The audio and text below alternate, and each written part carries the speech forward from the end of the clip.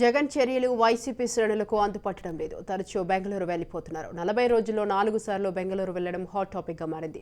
ఈ ఎన్నికల్లో వైసీపీ ఓడిపోయింది. కనీసం ప్రతిపక్ష హోదా కూడా దక్కలేదు. ఈ తరుణంలో స్పీకర్ ఎంపికకు కూడా జగన్ హాజరు కాలేదు. అదే రోజు బెంగళూరు వెళ్లిపోయారు. సాధారణంగా స్పీకర్ ఎంపికలో ప్రతిపక్షానిదే కీలక పాత్ర. కానీ స్పీకర్గా ఎంపికైన అయ్యన్న పాత్రుడు వైసీపీని ఉద్దేశించి దారుణంగా మాట్లాడారంటూ ఆక్షేపిస్తూ అదే రోజు బెంగళూరు వెళ్లిపోయారు జగన్. అదే స్పీకర్ అయ్యన్న పాత్రుడికి తనకు ప్రతిపక్ష హోదా కేటాయించాలని కోరుతూ లేఖ రాశారు.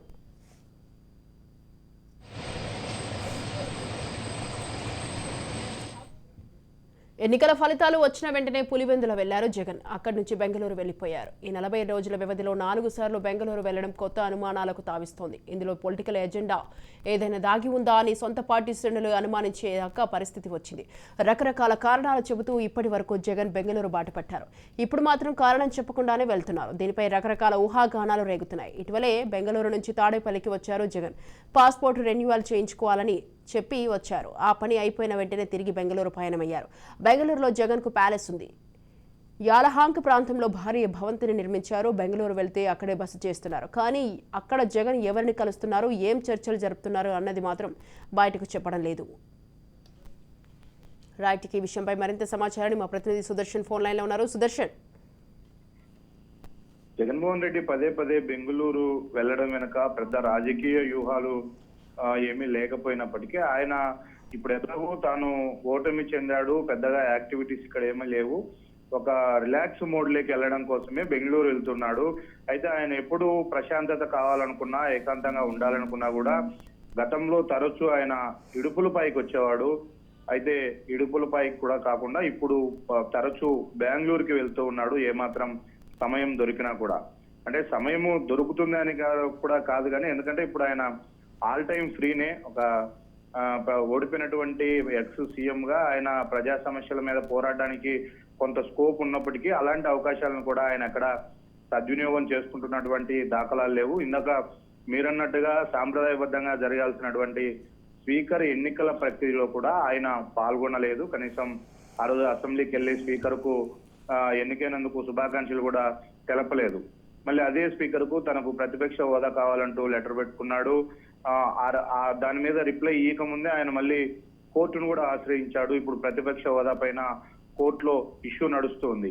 అయితే తాను ప్రతిపక్ష హోదా ఇస్తేనే ప్రజా సమస్యల పైన పోరాడుతాను అన్న రీతిలోనే జగన్మోహన్ రెడ్డి ఆలోచన ఉన్నట్టుగా మనకు అర్థమవుతుంది. అందుకే ఆయన ఆ హోదా కోసం కోర్టు మెట్లు కూడా ఎక్కాడు.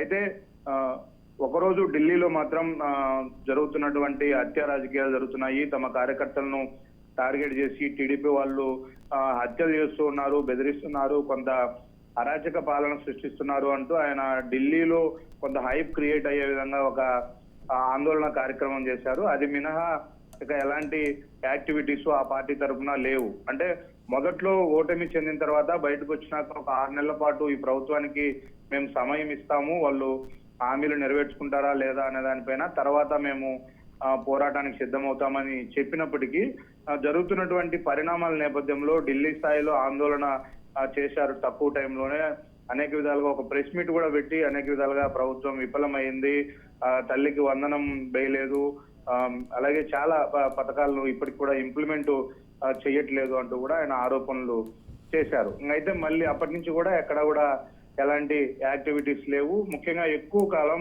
బెంగళూరులోనే గడుపుతూ ఉన్నాడు. ఆయన ఒకప్పుడు ఆట విడుపుగా తాడేపల్లి నుంచి ఇడుపులపై వెళ్లే జగన్మోహన్ రెడ్డి ఇప్పుడు బెంగళూరులోనే మకాం పెట్టుకొని ఆట విడుపుగా ఆయన తాడేపల్లి వస్తున్నాడు అని చెప్పవచ్చు. ఎందుకంటే తాడేపల్లిలో ఆయన స్పెండ్ చేస్తున్నటువంటి సమయం కంటే కూడా బెంగళూరులో స్పెండ్ చేస్తున్నటువంటి సమయమే ఎక్కువగా ఉంది. మొన్న కూడా పాస్పోర్ట్ రెన్యువల్ కోసమని ఆయన వచ్చాడు, కొంతమందికి కార్యకర్తలను ఆయన కలిశాడు, వెళ్ళిపోయాడు. కాబట్టి ఇప్పుడు ప్రజా సమస్యల పైన పోరాడాల్సిన జగన్మోహన్ రెడ్డి కేవలం ఇట్లు బెంగళూరుకే పరిమితం అయ్యాడన్న ఒక విమర్శలు అయితే ఇంటా బయట వినిపిస్తూ ఉన్నాయి. Right, thank you Yashwant. Thanks for the details Sudarshan.